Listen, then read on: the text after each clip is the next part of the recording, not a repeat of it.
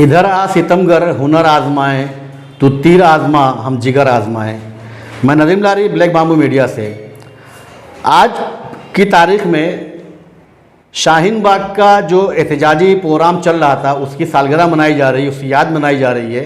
इस सिलसिले में मुमरा के शाहीनों ने भी एक प्रोग्राम मुनक़िद करके यहाँ पे उन यादों को ताज़ा किया और अपने अज़्म का इजहार किया कि हम दोबारा भी इस तरह से सड़कों पे आ सकते हैं और हुकूमत को नाकों से नचवा सकते हैं। हम बताएंगे आपको आगे कि इसमें हमारे मुमरा के शाहीनों ने आखिर क्या क्या कहा और किस तरह के जज्बे को उन्होंने आवाज़ दी और अपने जज्बे को बयान किया और इरादा ज़ाहिर किया कि अगर इस तरह के आगे भी अगर हमारे ऊपर जुल्म मुसीबत के पहाड़ तोड़े जाते हैं तो हम फिर से जो है सड़कों पर उतर सकते हैं, सरकार से लड़ सकते हैं और जीत भी सकते हैं। बता दें कि हालिया 1 साल तक चला किसानों का जो आंदोलन है वो भी शाहीन बाग का ही हौसला था, जिसको देख करके किसानों ने इस आंदोलन को जारी रखा और हुकूमत को मानने पर मजबूर कर दिया अपने मुतालबात को और हुकूमत के सामने झुक गई।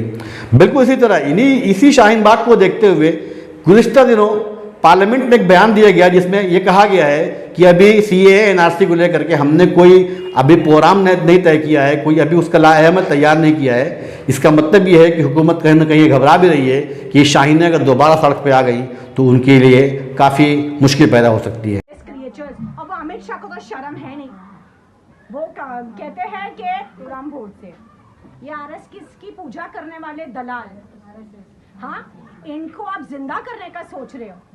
गांधी जी के विचारधारा पे चलने वाले हम लोग हैं, RSS को और नथुराम गोडसे जैसे लोगों को हम जिंदा होने नहीं देंगे। कॉन्स्टिट्यूशन ऑफ इंडिया को बदलने का आप सोच जो रख रहे हो कभी नहीं बदल पाओगे। हम इंडिया का जो कॉन्स्टिट्यूशन है, संविधान जो है जो था वो रहेगा। हिंदुस्तान किसी के बाप का नहीं है, मोदी जी अपने दिमाग में बैठा ले। शाहीन बाग जिंदाबाद, जिंदाबाद, शाहीन बाग जिंदाबाद, जिंदाबाद, जिंदाबाद। आज शाहीन बाग के नाम पर जो एक एहतजाज चालू हुआ था, आज उसको मुकम्मल 2 साल 1 दिन कंप्लीट हो गए हैं। ये मैं उन माओं बहनों को बहुत ही मुबारकबाद पेश करता हूं कि जिन्होंने हिंदुस्तान पे एक काला कानून नाफिज करने की कोशिश की गई थी जिसका नाम था CAA NRC और MPR।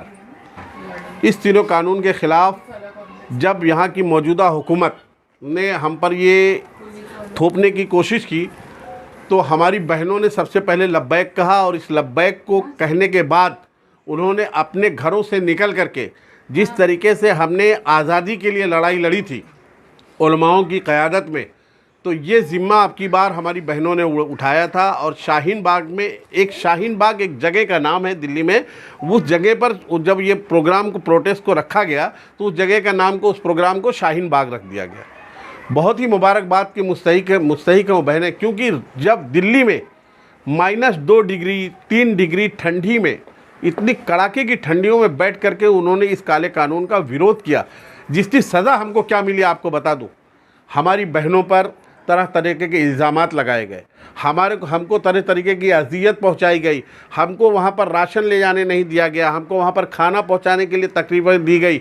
उसके बावजूद एक सफूरा जरगर करके जो कश्मीरी लड़की थी वो बेचारी प्रेग्नेंट थी, उसको जेल में उठा करके डाल दिया गया, जिसको करीब तो मुझे लगता है 6 से 7 महीने के बाद उसको बेल मिली और उस पर यह इल्ज़ाम लगाया गया कि वो तो प्रोटेस्ट में थी तो ये बच्चा किस तरीके का। ये जहनीत हो गई हमारे देश के लोगों की, जो लोग हुकूमत को चलाते हैं।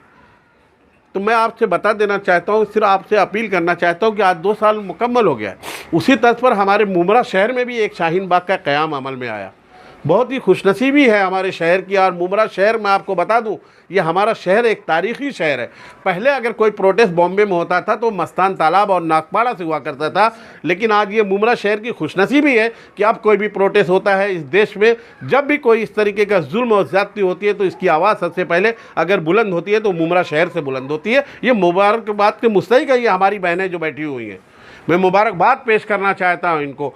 और एक बात साफ लफ्ज़ों में कह देना चाहता हूँ कि जैसे कि मैडम ने बताया कि वो चाहे वो नजीब का मामला रहा हो, चाहे वो आसिफ़ा का मामला रहा हो, चाहे उन्नाव केस रहा हो, चाहे और भी अदर केस रहे हों, ये हुकूमत ऐसी हुकूमत है कि जब भी कोई किसी बच्ची का रेप या इस तरीके की हरकत करता है तो इनके एमएलए और इनके जो फॉलोअर हैं जिन्होंने इस तरीके का घिनौना काम किया हुआ होता है उसके फेवर में ये लोग प्रोटेस्ट करते हैं। ये देश का आलम हो गया है।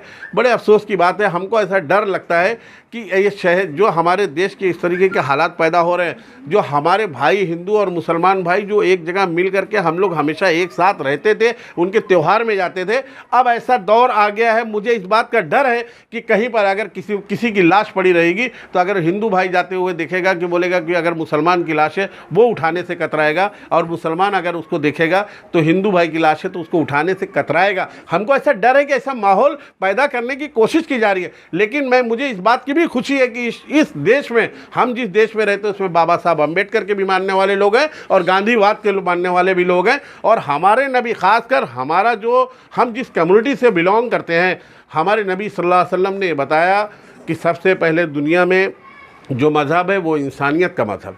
हमारे नबी को रहमतुल लिल मुस्लिमीन बना करके नहीं भेजा गया, रहमतुल लिल आलमीन बना के वो सारी दुनिया के आलम के लिए भेजा गया था। तो मैं सिर्फ एक ही बात कहना चाहता हूँ कि आज ये 2 साल मुकम्मल हो गया, और मैं बहनों को मुबारकबाद देता हूँ कि इन्होंने इस प्रोग्राम को कहीं पर रखा हुआ था, तालाब के पास रखा हुआ था, लेकिन ठीक है, पुलिस ने, प्रशासन ने परमिशन नहीं दिया, ठीक है, नहीं दिया, कोई बात नहीं, लेकिन ये आंदोलन रुकेगा नहीं। ये पोस्टपोन्ड हुआ है, ये मुलतवी हुआ है। जैसे आप समझ लीजिए, जैसे भी हमको वापस ऐसा लगा कि ये लोग हम पर वापस से इस कानून को नाफिज करने जा रहे हैं या इसको वापस नहीं ले रहे हैं, तो वापस से ये बहनें अपने घरों से निकलेंगी और तमाम भाई उनके पीछे खड़े रहेंगे, तमाम बुजुर्ग खड़े रहेंगे, और इंशाल्लाह ये प्रोटेस्ट उस वक्त तक जारी रहेगा जिस तरीक़ों से किसानों के आंदोलन को आप देख लीजिए, हिंदुस्तान की तारीख हो गई है। ये जो अमल था ये मुसलमानों का अमल था। आज़ादी की जब लड़ाई हुई, जब आज़ादी की जंग लड़ी जा रही थी, तो तकरीबन 70,000 उलमाओं ने अपनी गर्दनों को कटवाया, और मुझे ऐसा बताते हैं कि अमृतसर से लाहौर तक ऐसा कोई पेड़ नहीं था जिस पर उलमाओं की गर्दनें नहीं लटकी हुई थी। तो ये प्रोटेस्ट करके हमने अंग्रेज़ों को भगा दिया। जब जो लोग अंग्रेज़ ये सोचते थे कि हमारी मर्ज़ी के बगैर सूरज नहीं डूबेगा, सूरज नहीं निकलेगा, तो ये काला कानून है। ये जब किसानों ने इस तरीके का आंदोलन करके बता दिया कि इनको हुकूमत को, अगर आप सही तरीके से आंदोलन करेंगे और पूरी मजबूती के साथ खड़े रहेंगे तो इनको हुकूमत को झुकना पड़ेगा। इंशाअल्लाह मेरी ये दुआ है, और मैं ये दुआ करता हूँ कि अल्लाह ताला अगर इस तरीके की नौबत ना आए, कभी इस तरीके की नौबत आए, तो हमारी तमाम बहनें रोड पर उतर करके इसी तरीक़ा का प्रोटेस्ट करेंगे, और इंशाअल्लाह इस काले कानून को हम वापस लेने के लिए पूरा दबाव डालेंगे। और आप लोग की दुआओं के ज़रिए इंशाअल्लाह हम हमेशा जंग को जारी रखेंगे। और मैं मीडिया पर्सन का भी बहुत शुक्रगुजार हूँ कि उन्होंने इस प्रोग्राम को, और जब भी हमारा प्रोटेस्ट चला, हमेशा उन्होंने हाईलाइट किया, लोगों में अवेयरनेस पैदा की। जब भी ज़रूरत पड़ेगी इंशाअल्लाह हम हमारी बहनों के साथ खड़े रहेंगे। अल्लाह हाफ़िज़। अस्सलाम वालेकुम। मैं मुस्लिम सेवा संघ की महिला टीम की जानिब से आज यहाँ पे शरीक हुई हूँ। मैडम के बुलाने पर हम सभी महिलाएं आज अपनी अपनी, जिनकी भी अलग अलग NGO वगैरह, हम लोग सब एक प्लेटफॉर्म पे, उस वक्त भी जब शाहीन बाग का हमने स्टार्टअप किया था मुमरा में, हमारे 15 दिसंबर 2019 में, और कोविड के कारण उसको हमको रोकना पड़ा। मगर इंशाल्लाह जब भी ये कोरोना का माहौल देश में जो अभी संकट चल रहा है, ये ख़त्म होने के बाद हम वापस से कंटिन्यूटी करेंगे। माँ बेटे, जो हमारी माँ बहनें हैं दिल्ली में, जिनके साथ भी जो गलत हुआ है, कुछ बच्चे आज भी अंदर अरेस्ट ही है, उनको बाहर अभी भी छोड़ा नहीं गया। मैं सभी से रिक्वेस्ट करना चाहूँगी कि उन लोगों के लिए भी, उनके हक़ के लिए, उनको बाहर लाने के लिए भी अपनी जानिब से पूरी कोशिश करिए। अस्सलाम वालेकुम। मैं शाहीना आज़मी, आसरा NGO की प्रेसिडेंट, और मैं सबका तहे दिल से पहले शुक्रिया अदा करती हूँ कि मेरे एक बुलावे पे और इस प्रोटेस्ट के लिए जिन शाहीनों ने मेरा सपोर्ट किए हैं, मैं उनका तहे दिल से शुक्रिया अदा करती हूँ। माना कि हमें परमिशन नहीं मिली एक बड़ा प्रोटेस्ट करने की, लेकिन दिल की आग को कोई नहीं रोक सकता है, और अंदर की जो हमारी फीलिंग्स है उसको कोई कंट्रोल नहीं कर सकता है। तो हम उसको नहीं रोकेंगे, नहीं दबाएंगे, और आवाज़ हमारी कोई भी दबाए, लेकिन हम अपनी आवाज़ को उठा के रहेंगे, क्योंकि हमें लेना है आज़ादी और हम लेके रहेंगे आज़ादी। जज़ाकल्लाह खैर। अस्सलाम वालेकुम। आज शाहीन बाग को 2 साल पूरे हो गए। हमारी जो माँ बहनें दिल्ली में कितने, आज सबसे पहले तो आज हमारे शाहीन बाग की लड़ाई लड़ते हुए हमारे बीच कोविड में, पेंडेमिक में कितने साथी आज इस दुनिया में नहीं हैं, उन सब की मग़फ़िरत की हम लोग दुआ करते हैं।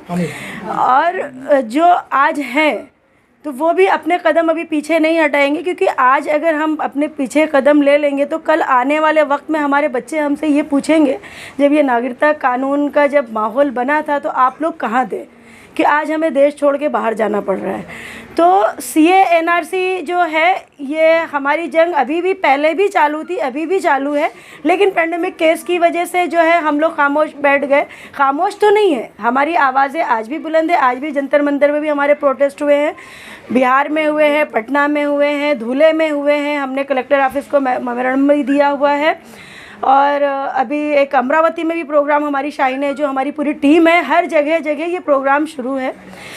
तो बस हमारी मांग ये है कि जिस तरीके से किसान आंदोलन, आज अगर हमारे किसान डटे रहे तो आज वो कानून वापस लिया, उनसे माफ़ी भी मांगी गई, तो हमारा भी यही मांग है कि हम CA और NRC MPR को आप वापस लो और हम शांति से अपने घर में बैठें और आप भी अपने घर में बैठो।